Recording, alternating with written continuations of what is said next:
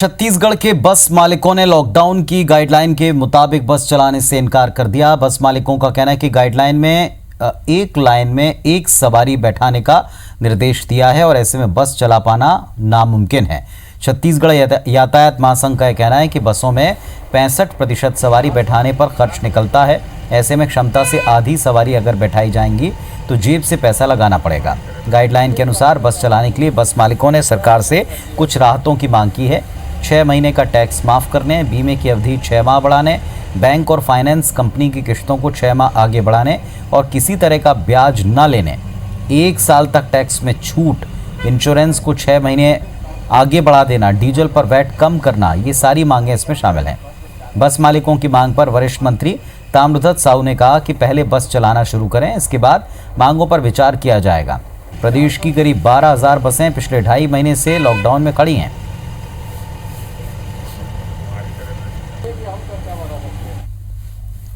हमने शासन को बोला था कि ग्रॉस कॉस्ट में हमसे गाड़ियों का हमने के उनको प्रपोजल भी दिया था। किलोमीटर के हिसाब से हमें सरकार पैसा देगी, उसमें मेंटेनेंस हमारा रहेगा, डीजल हमारा रहेगा, ड्राइवर कंडक्टर हमारे रहेंगे, बट कंडक्टर का जो अमाउंट जो भी आएगा वो सरकार के पास जमा होगा। तो उसके लिए उन्होंने हमसे कोई वो नहीं किया, बोले ठीक है पहले 2-3 दिन आप गाड़ी चलाओ, जब नहीं कुछ होगा तो फिर बात करें। मेरा सबसे ये कहना है कि जैसे राज्य सरकार आज कोई निर्णय लेती है उसको अमल में लाए, फिर उसके बाद उनको उसमें नुकसान या कोई तकलीफ हो रही है तो फिर बात रखें, फिर उस पर चर्चा होगा, फिर निर्णय होगा। पहले ही दिन से अगर हमें तय करें नहीं ऐसा होना चाहिए तो वो नहीं हो, क्योंकि अभी शुरू कर रहे हैं।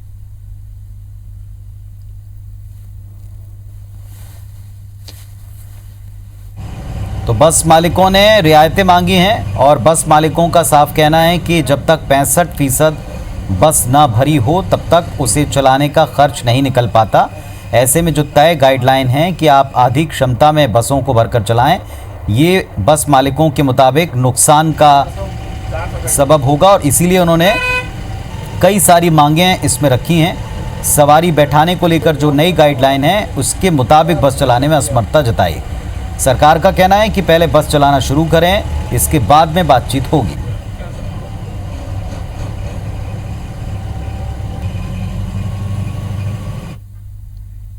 दूसरी तरफ कोरोना संकट के दौरान बसों का संचालन न होने से लोग काफी परेशान हैं। लोग सिटी बस चलाने की मांग कर रहे हैं।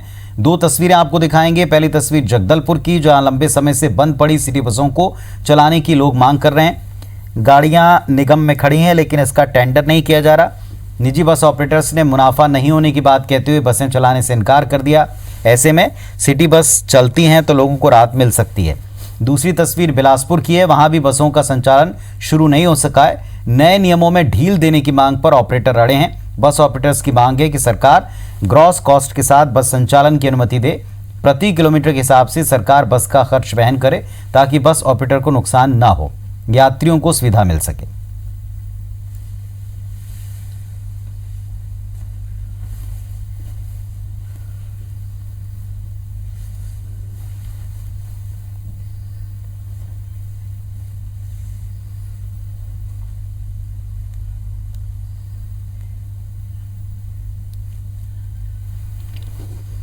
और हमारे साथ में हमारे 3 सहयोगी जुड़ रहे हैं इस विषय पर बातचीत करने के लिए।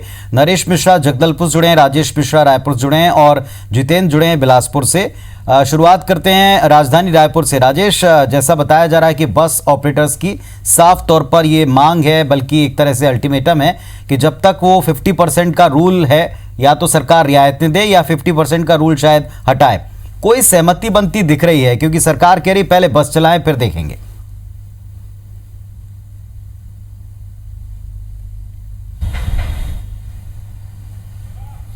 जी बिल्कुल, जिस तरह से सरकार ने सिटी बस तो चला दी है, अब क्या है बड़ी बस जो राज्य के अंदर जो बसें चलती हैं रूटीन की बस, वो शुरू करने के लिए तैयारी यहाँ कर रही है। मगर बस मालिक का कहना है कि वो जो गाइडलाइन है, जो राज्य सरकार की नियम कानून है, नियम शर्तें हैं कि इस कोरोना काल में जो गाइडलाइन है उसके हिसाब से जो बस चलाई जाए, उसको लेकर बस चलाने की स्थिति में नहीं है। उनका कहना है कि अगर उस गाइडलाइन के हिसाब से बस चलाते हैं तो जिस रूट में बस चलेगी उसको लेकर जितना खर्चा होता है उससे भी कम इनकम आएगी अगर पूरी जैसे मान लो ये बोलते हैं कि 35 सीटर बस है और उसमें एक सीट में एक बैठाया जाए, मतलब 35 सीटर बस में अगर 13 सवारी बैठाई जाती है तो 13-14 सवारी बैठाई जाती है तो उसका जो किराया आता है उससे उस रूट का खर्चा भी नहीं निकल पाता है। तो वो इस स्थिति में बिल्कुल किसी भी स्थिति में बस चलाने के को तैयार नहीं। इसके अलावा उनकी और भी बहुत सारी डिमांड्स हैं। तो हमारे साथ बस मालिक यहाँ पर मौजूद हैं, हम उनसे बात करते हैं। आप लोग सिटी बस चला रहे हैं, सिटी बस के लिए आप लोगों से अनुरोध किया, सिटी बस चलाना शुरू हो गई। ये जो बाकी बस हैं उसको चलाने के लिए भी सरकार तैयार है और कुछ गाइडलाइन उन्होंने तय की, आपको भी मालूम हो गाइडलाइन। क्या उस गाइडलाइन में बस चलाने में आप लोगों को क्या तकलीफ हो रही है?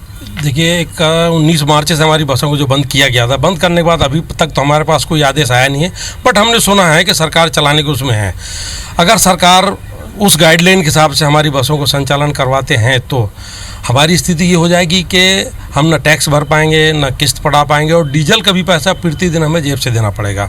आज छत्तीसगढ़ में 12,000 बसें हैं जिसमें 10,000 बसें कंटिन्यू डेली चलती हैं, जो कि सीजन पे हमारा 4 करोड़ रुपए प्रति दिन के हिसाब से व्यवसाय का नुकसान हुआ है, जिसमें लगभग हमारे छोटे छोटे जो बस ऑपरेटर हैं, जो उनकी स्थिति ये है कि आज जब बस चालू करेंगे तो किसी से डीजल के लिए पैसा मांगेंगे, टैक्स के लिए पैसा मांगेंगे, तब जमा करके चलाएंगे। अच्छा, सरकार से आप लोग क्या चाहते हैं? क्या बस तो चलाना ही है, आपको भी बस खड़ी करके रखे हैं, सरकार को भी सेवा शुरू करनी है, आज नहीं कल शुरू करनी है, तो क्या चाहते हैं सरकार से? सरकार सबकी मदद करती है, हम चाहते हैं थोड़ा हमारी तरफ भी देखें और हमारा जो टैक्स है, जो सरकार 6 महीने का अगर टैक्स माफ़ कर देते हैं तो उससे हमें काफ़ी राहत मिल जाएगी कि कम से कम हमारी गाड़ी चलाने में थोड़ा बहुत जो नुकसान होगा उससे बचेंगे। और डीजल के वेट में सरकार अगर 50% के लिए हमें राहत दे देती है तो हम शायद थोड़ा सा, और सोशल डिस्टेंस की जहाँ तक बात है, सोशल डिस्टेंस में तो किसी भी हालत में चला ही नहीं सकते, हम 100% डिस्टेंस मतलब उसमें सारी गाड़ी का संचालन कर सकते हैं। तीसरा चीज़ एक और, एक महत्वपूर्ण और चाह रहा हूँ आपसे कि 2.5 महीने से बसें खड़ी हुई है, 12,000 बसें 2.5 महीने से पूरे प्रदेश में खड़ी हुई है, कितना का व्यवसाय प्रभावित हो रहा है? लगभग प्रतिदिन 4 करोड़ रुपए प्रतिदिन का नुकसान है। 328 करोड़ रुपए का आज तक के व्यवसाय प्रभावित हो चुका है 82 दिन में। और हमारी स्थिति ये है कि ये जो सीजन था ना वो चला गया, अब सामने बरसात है जी। बरसात के समय हम लोग 2 से 2.5 करोड़ रुपए का हमारा वो होता था, बट आज स्थिति ये हो गई है कि हम कुछ समझ भी नहीं आ रहा है कि हमारा संचालन बसों को होगा तो हम क्या करेंगे। जी जी जी, बिल्कुल बिल्कुल राजेश, आपके पास में हम लौटेंगे, हमारे 2 सहयोगी और जुड़े हैं, उनके पास में भी चलते हैं, जगदलपुर चलेंगे नरेश के पास में। नरेश, वहाँ सिटी बस को लेकर लोगों की डिमांड है, क्या दिक्कत है, क्यों ये शुरू हो नहीं पा रही?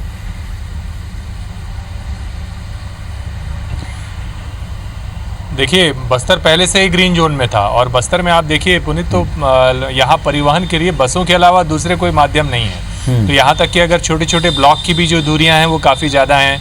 मसलन अगर किसी को तोकापाल जाना है तो कम से कम 16 से 18 किलोमीटर की दूरी उसको तय करनी है। तो शहर से नौकरी करने जाने वाले लोगों की भी बहुत बड़ी तादाद है जो कि इन बसों के ज़रिए ही रोज़मर्रा अपनी ड्यूटी करने एक ज़िले से दूसरे ज़िले और आसपास के ब्लॉक तक आना जाना करते थे। इसके अलावा बहुत सारा जो सामान है इन छोटे छोटे ब्लॉक में जो कारोबार संचालित है वो भी इन यात्री बसों के ज़रिए उनकी भी ज़रूरतें पूरी होती थी। ग्रीन जोन में होने के बावजूद भी जो आवश्यक दिशा निर्देश शासन की तरफ से दिए गए थे उसकी वजह से बस्तर में कहीं भी बस का संचालन नहीं हो रहा और इसकी वजह से जो यात्री के साथ साथ कारोबार है पूरे बस्तर संभाग के इलाके का वो भी प्रभावित हो रहा है। फिर वो लोगों को नौकरी करने जाना हो, कारोबार के लिए हो और दूसरी ज़रूरतें हों। सिटी बस की इस बीच ये बात इसलिए शुरू हुई है कि मेडिकल कॉलेज में सिटी बस की सुविधा, क्योंकि सिटी बस एक नगर निगम के अंतर्गत चलाई जाती थी शहरी क्षेत्र के आसपास, तो कम से कम अगर जब तक ये प्राइवेट बस मालिकों का मसला सरकार के साथ सुलझ नहीं जाता तब तक कम से कम शहर के आसपास ये परिवहन सुविधा बहाल की जाए, क्योंकि सरकारी दिशा निर्देशों में इसे चलाना आसान होगा और इससे कम से कम शहर के आसपास जो लोग हैं उनको कुछ राहत मिलेगी। लोग परेशान हो रहे हैं, लॉकडाउन खुल गया है और इसके बाद जैसे जैसे लोगों को अपने काम पर लौटना है उनको मुश्किलें हो रही हैं। तो यही वजह है पुनीत की जिसकी वजह से सिटी बस के लिए भी मांग आ रही है लोगों की तरफ से। जितेंद्र, क्या स्थिति बिलासपुर में है, किस तरह के हालात हैं वहां, गतिरोध खत्म करने की कोई कोशिश है? देखिए, गतिरोध खत्म करने की कोशिश यहाँ भी हो रही है, लेकिन जिस तरह से सरकार ने नए गाइडलाइन, नए नियम, नए शर्त लागू किए हैं, उसको लेकर यहाँ पर बस ऑपरेटर्स में उलझन है, वो पशोपेश में है। इस परिस्थिति में बस का संचालन उनके लिए उलझन भरा है, वो इसको नुकसान का सौदा मानते हैं। दरअसल हो ये रहा है कि यहाँ भी लगभग 50 बसें हैं, 3 रूट के लिए यहाँ पर भी अनुमति दी गई है, लेकिन जिस तरह से ये कहा जा रहा है कि सोशल डिस्टेंसिंग का विशेष ख्याल रखना है और मिनिमम पैसेंजर जो रहेंगे उसके साथ बस का संचालन करना है, तो इसको लेकर जो बस ऑपरेटर्स हैं वो आपत्ति कर रहे हैं। उनका कहना है कम सवारी के साथ अगर वो बस का संचालन करते हैं, इससे उनको आर्थिक तौर पर नुकसान उठाना पड़ेगा। दरअसल जिस तरह से आपने बताया कि ट्रायल के तौर पर सरकार ने कहा है कि वो बस चला के देखे और स्थिति का आकलन करे, तो बिलासपुर में एक बस का संचालन इस स्थिति से किया भी गया और लेकिन इसमें भी ये देखा गया कि एक बस के संचालन में एक फेरे के लिए लगभग 1300 रुपये का खर्च आता है, लेकिन जिस तरह से इन्होंने ट्रायल किया और मात्र 100 रुपये यहाँ जो बस ऑपरेटर्स हैं उनको मिले, तो और मिनिमम सवारी मतलब 10 से 12 सवारी केवल वो लेके बस यहाँ से रवाना हुई थी, तो एक बड़ा नुकसान यहाँ पर बस ऑपरेटर है उनको उठाना पड़ रहा है। हालांकि बस ऑपरेटर्स की जो मांग है उनका कहना है कि नेट अभी तक होता ये आ रहा है कि नेट कॉस्ट पे बस का संचालन यहाँ पर बस ऑपरेटर करते हैं। उनकी मांग है कि सरकार ग्रॉस कॉस्ट पे यहाँ पर बस का संचालन कराए, जिसमें प्रति किलोमीटर के हिसाब से जिस तरह से 23 रुपये प्रति किलोमीटर का खर्च जो एक सिटी बस को यहाँ पर चलाने में आ रहा है, उनका कहना है कि सरकार ये जो खर्च है प्रति किलोमीटर के हिसाब से वो वहन करे।